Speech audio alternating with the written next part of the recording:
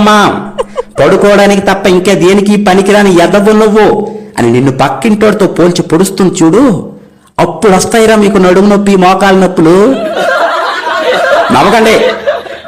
నవ్వకండి, ఇది నిజం. ఇదే జరుగుతుంది మగాడి జీవితంలో. ఇప్పుడు అనిపిస్తుందిరా నీకు, చీ దీనమ్మ జీవితం, అసలు మగాడికి ఎందుకు పుట్టానురా అని. పెళ్ళం మీద కోపంతో ఫ్రెండ్స్ తో కలిసి మందు తాగడం తప్ప ఇంకేం పేకలేవు నువ్వు.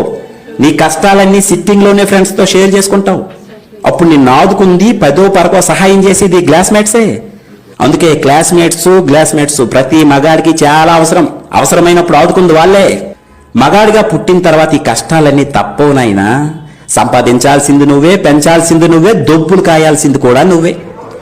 పండక్కింట్లో అందరికీ నువ్వే కొత్త బట్టలు కొంటావు, నువ్వు మాత్రం కొనుక్కో. ఎందుకంటే నీ దగ్గర డబ్బులు ఉండవు, ఎప్పుడు ఆ పాత బట్టల్లోనే కనిపిస్తావు. అప్పుడు తెలుస్తుంది మీ నాన్న ఎప్పుడు చిరిగిపోయిన బనియంతో, అరిగిపోయిన చెప్పులతో ఎందుకు అలా సింపుల్ గా కనిపించేవాడో. ఇప్పుడు అర్థమవుతుంది. నువ్వు నాన్న అయితే గాని మీ నాన్న అంటే ఏంటో నీకు అర్థం కాదు.